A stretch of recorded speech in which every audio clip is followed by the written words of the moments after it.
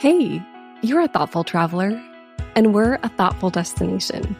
In Asheville, we treasure our natural and wild places here in the stunning Blue Ridge Mountains, and we appreciate visitors who share our values of stewardship and sustainability. We invite you to explore the cultural legacies shaped by these high mountain peaks. Be our guest. Together, we can share adventures and preserve the natural beauty of Asheville. Learn more at exploreasheville.com. This is Unpacked. I'm Jennifer Flowers, the Senior Deputy Editor at Afar. Have you ever had an incredible cultural encounter on your travels and wanted to take a picture, but you weren't sure if it was okay? Or have you ever come across a traditional performance and wondered whether you should be there?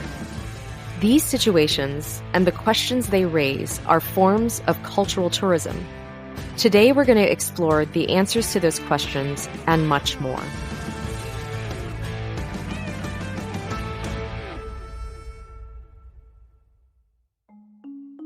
I was born a traveler. My dad was a hotelier, and as a kid, I lived in Hong Kong, Singapore, the Philippines, and the US. So naturally, when I grew up, I became a travel editor. And over the course of my life, I've had wonderful experiences all over the world. But some of the most life-changing moments for me have been the times I've connected with cultures that are different from my own. I've gone on eye-opening walks with the Sand people in the Kalahari Desert of Botswana. I've stayed in a Tibetan family's beautiful home in rural China. And I've sipped on yak butter tea with Sherpas in the Nepalese Himalayas. I've also had challenging moments. I cringe when I remember the day in the Atlas Mountains of Morocco.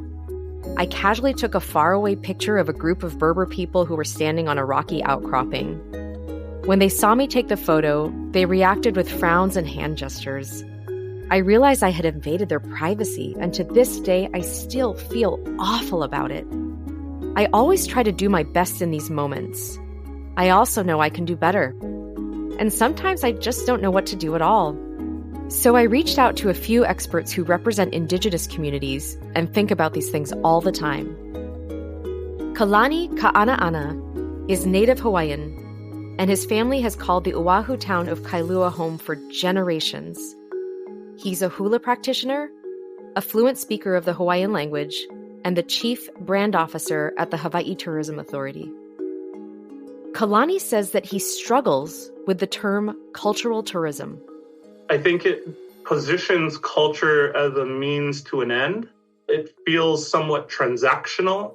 And for me, our culture is our worldview. It's the way we perceive things. It's how we perceive our relationship to Aina or to land. We believe that we have a familial relationship with land and ocean and all of the elements. Now, when you put that in the space of hospitality and tourism, I struggle a little bit to translate that. I think in its most basic form, one might think cultural tourism is the desire of a visitor to go to a place, to be immersed in, to see authentic representation of a culture. And that's where I think it gets really gray. And I think that's where we're all having these conversations today about what that means. Kalani and other Hawaii residents have been asking hard questions about the relationship between Native Hawaiian heritage and tourism, which is the state's largest economic sector. How is Hawaiian culture benefiting from tourism? And in what cases is it being commodified beyond recognition?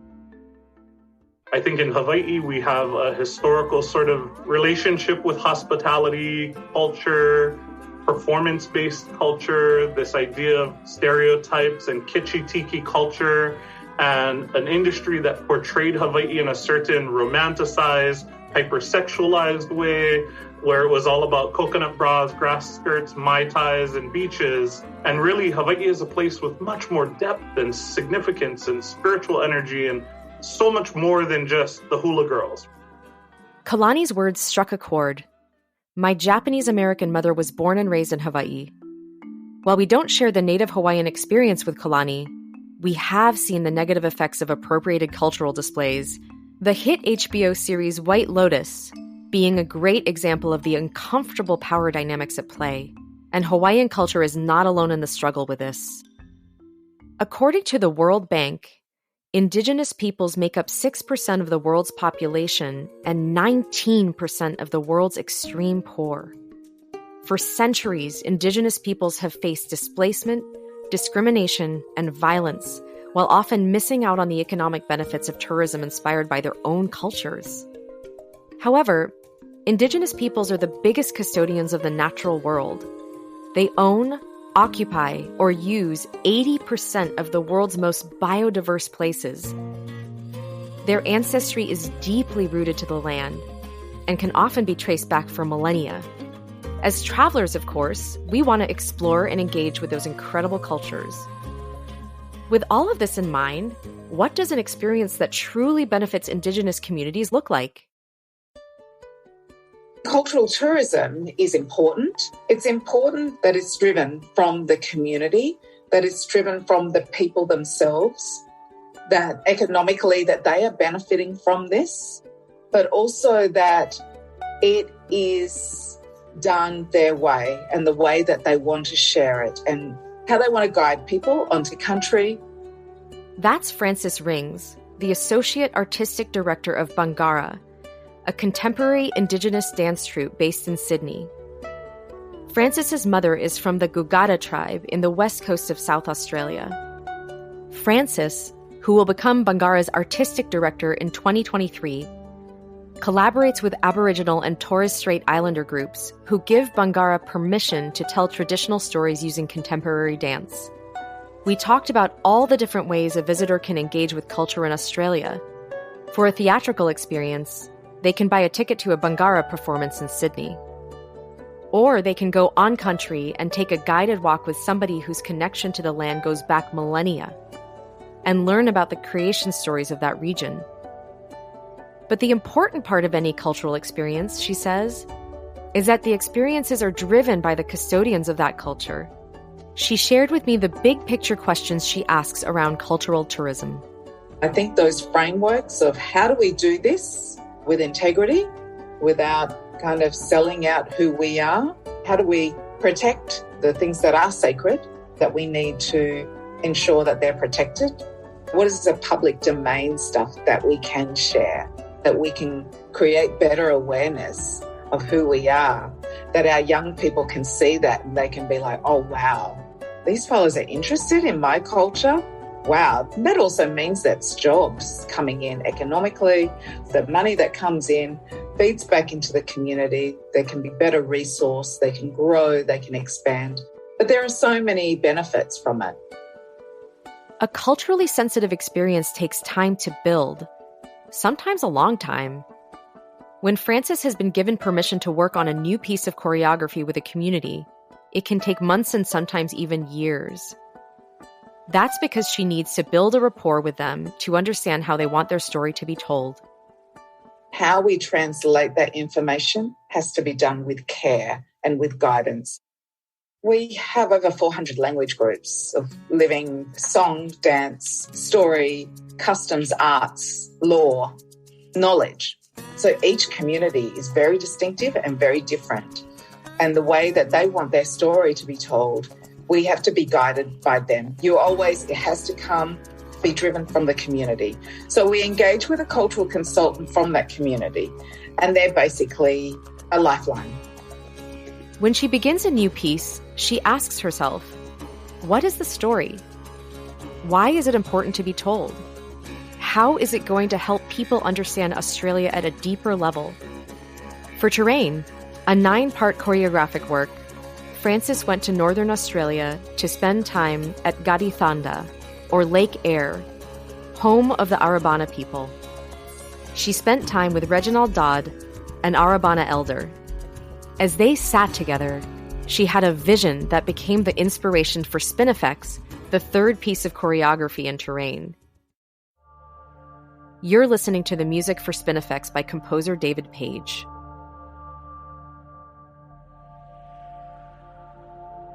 I had this moment where I was sitting on the lake and looking into the distance, and it was very quiet and it was kind of shimmering horizon, a mirage coming off the lake. And there were these trees off in the distance, and they look like women. They just kind of look like they were breathing, and they were arching, and they were contorting, and then they were moving into each other and then moving away. And I just had this sense of these ancestral women who were suspended in space, and they were waiting for water to arrive in this desert and for this life cycle of transformation to happen.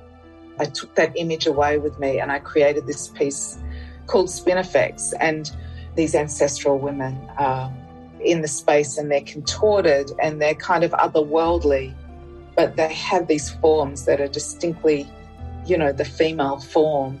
To celebrate the female form, to celebrate the way that we move, to celebrate what we carry from our ancestral mothers and grandmothers. What other platform allows you to do that, and to share that? Even just describing the scene that inspired her work, Frances gave me goosebumps. She offered me an entirely new understanding of the people and landscapes of that region. These deeper perspectives are what she intends to bring to audiences who come to see Bangarra perform. Like Frances, Kalani thinks a lot about how Hawaiian traditions are protected and perpetuated, especially around hula, the Hawaiian dance tradition that he's been studying and practicing for more than 15 years. When we think about hula presented in the visitor industry or in hospitality, you have to understand that it's being presented in a context that is foreign in nature. It was not our practice to share our culture for money. And so you just got to understand that we start in a place where it's already weird. Is it bad? No. Do we have to adapt to the times we live in? Yes. Kalani took me through the two overarching types of hula found in the islands. There's awana, the modern version of hula that's set to music. It was created for travelers in the early 20th century, and it's a legitimate art form all on its own, and one where visitors can and should feel free to enjoy. And then there's kahiko hula, the ancient form that's rooted in ceremony and ritual and set to chanting. Most of the time, it's not intended for a public audience. We have this concept in Hawaiian called aua, and it's things that are withheld on purpose because they're sacred, and that there are some things that are meant to be behind that veil of sacredness. And then there are other parts of our culture that are very open to being shared. And I think about more sort of modern hula with hula awana, which was accompanied by string instruments, right? And it's this more modern evolution of hula and music and dance. And it is for parties, and it is for a good time, and it is to enjoy. In other words, if you see a hula performance at a hotel, feel free to take pleasure in capturing the spirit of that performance in a space where practitioners are delighted to share their art with you. When people think of cultural tourism, performance art is often the first thing that comes to mind. But some of the most meaningful connections happen when our communication is unscripted. On a trip to Colombia in 2021, I was one of the first travelers to join a new cultural experience. Colombia-based outfitter Retorno Travel wanted to connect travelers like me with members of the Wunan community. Over the last couple of decades, they've been displaced from their ancestral land in the Colombian jungle near Panama, and they now live in Bogotá. We went to their community center and were invited to participate in a spiritual dance, and we dined with them on steamed fish and plantains.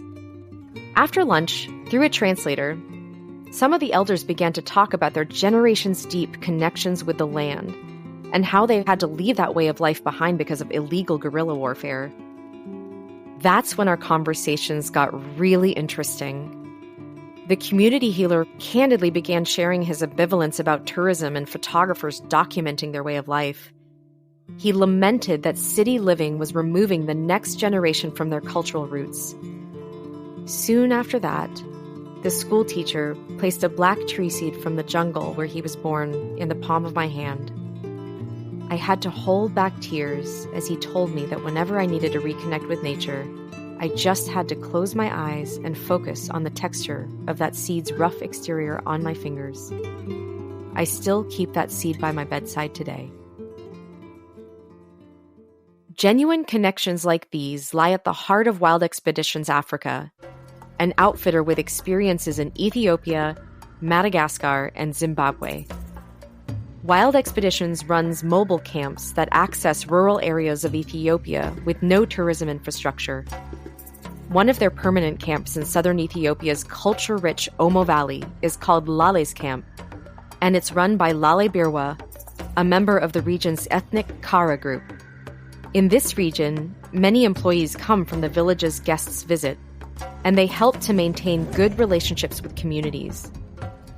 Bemnet Gizacho is one of the founding members of Wild Expeditions, and he heads up mobile tented camp operations in Ethiopia.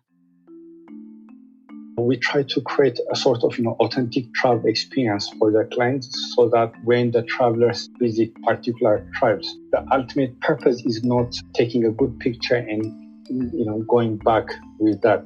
Rather than trying to make some kind of connection, a human-to-human connection, and learning from each other. It's not only the travelers who learn, it's also the tribe who also learn about who are the visitors who are coming to visit us.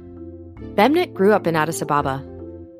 A student of history and literature, he developed a passion for cultures at an early age, and that's why he joined the travel industry. Over the years as a guide, he's seen tour operators that visit the more accessible villages, the ones located near the road, and some of them simply line members of a village up and then ask them to make certain poses so that travelers can get the picture they want. The idea of interacting with people and their culture this way made my stomach turn. The focus of Wild Expeditions is the opposite of this. They're all about genuine human connections. Bemnet and his team tell guests that before they ever think about raising their cameras to take a photo, they should get to know the elders and observe day-to-day life. Eventually, he says, when you've built a relationship of mutual respect and trust, you can ask for permission to take a photo. We try to humbly explain for them what's important here. If you want a lifelong memory, just leave the camera and spend some time with the people that you came to visit, rather than taking a picture, making your camera as a barrier between you and the tribe that you visit.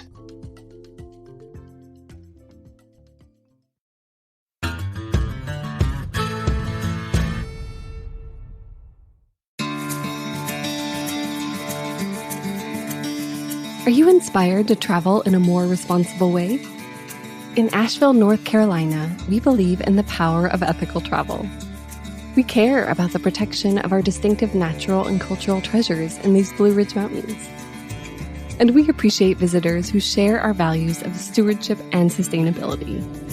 We know travel is transformational, and we invite you to be inspired by the creative spirit and local flavors of our mountain home.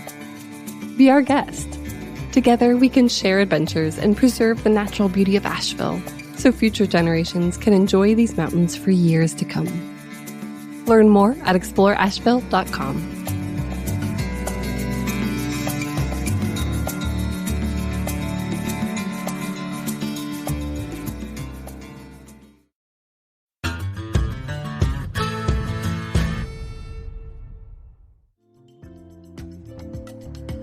Welcome back to Unpacked by Afar. Francis, Kalani, and Bemnet all spoke about the importance of two-way communication in any cultural exchange.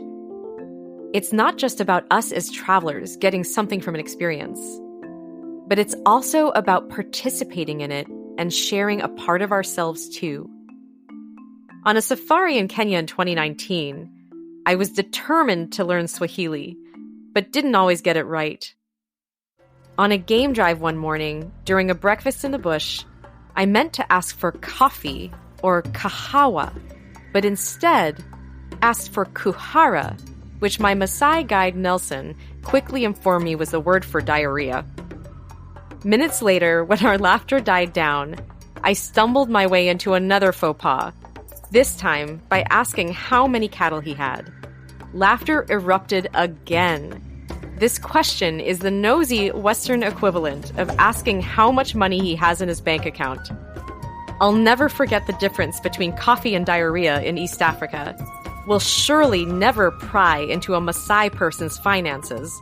and will also never forget the bonds I made on that bright morning on the savannah. I was fascinated to hear Bemnit's observations on visitors to the Omo Valley.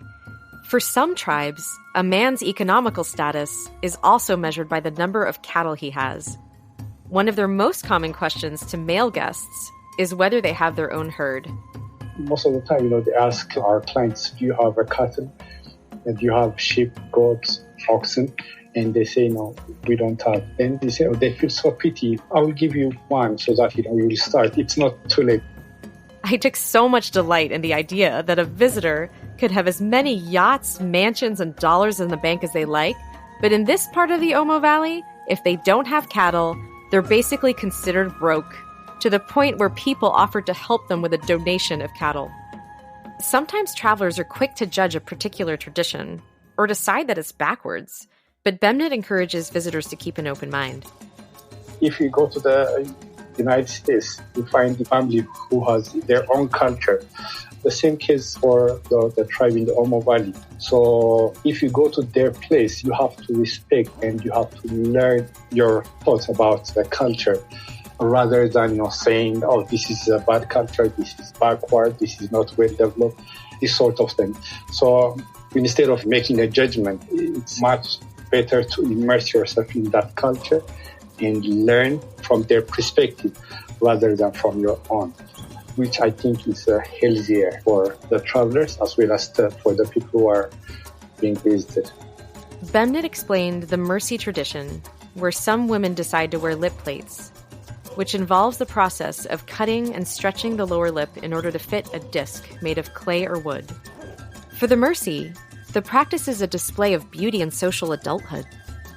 But some travelers tell Bemnit that they should tell the Mercy not to practice that anymore, fearing that it's painful or oppressive. In situations like this, Bemnit encourages trying to focus instead on learning the reasons why the Mercy do it. The definition of beauty is different. For some people, being skinny, having long hair, those sort of things might be the definition of beauty. But for those tribes, for the Mercy tribe, that's one of the ways that they show their beauty. So we have to respect us. We are the one who went there to visit them. So instead of making a judgment, just learn why they do this.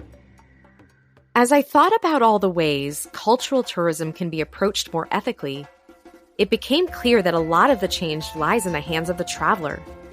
After all, the traveler is the ultimate decision maker on where their travel dollar is spent.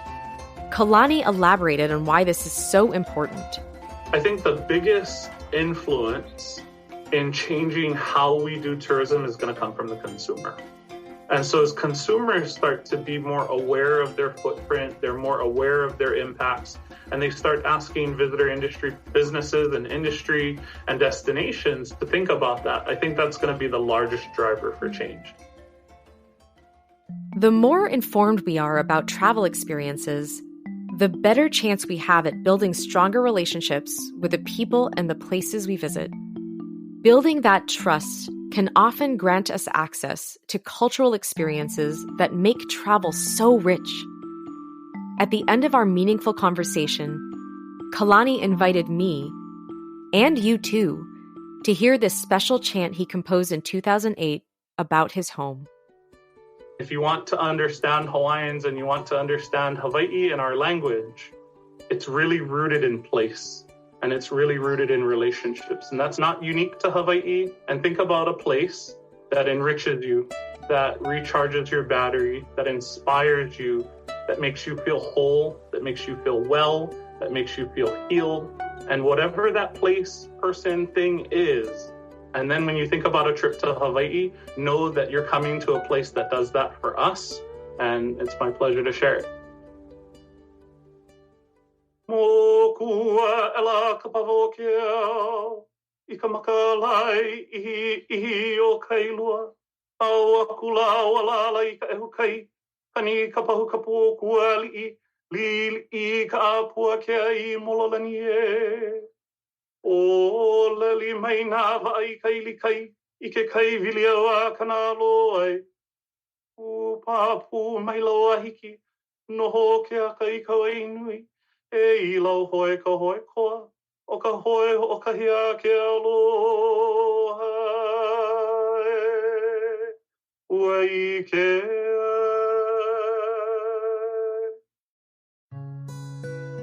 Before we go, let's take a look at what we learned about cultural tourism.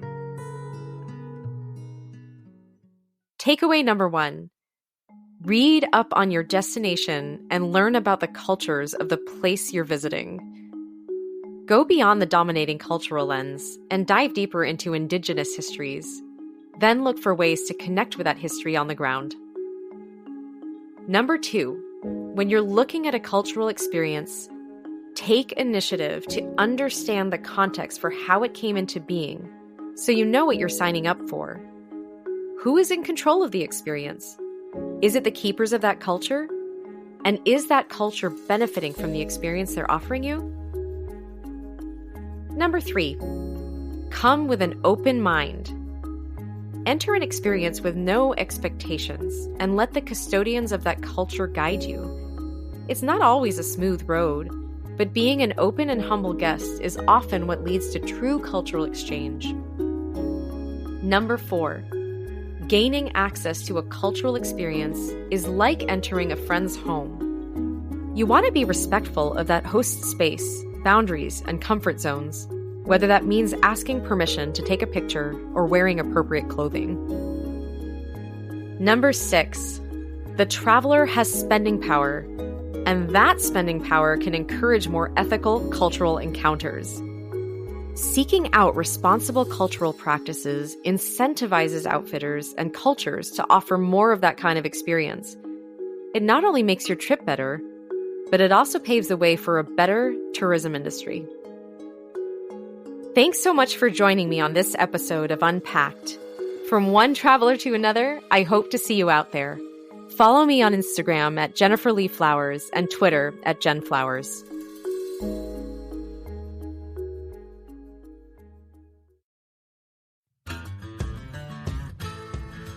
Ready for more unpacking? Visit us online at afar.com and be sure to follow us on Instagram and Twitter. We're at Afar Media. Check out our show notes for more resources related to today's conversation. If you enjoyed today's exploration, we hope you'll come back for more great stories. Subscribing makes this easy. You can find us on Apple Podcasts, Spotify, or your favorite podcast platform. And please be sure to rate and review us. It helps other travelers find the show. This has been Unpacked by Afar, a production of Afar Media and Boom Integrated. Our podcast is produced by Aislinn Green, Adrian Glover, and Robin Lai. Post-production was by John Marshall Media staff Jen Grossman and Clint Rhodes. Music composition by Alan Karesha. And a special thanks for original music by Kalani Ka'ana'ana and composer David Page. And remember, the world is complicated. Being an ethical traveler doesn't have to be.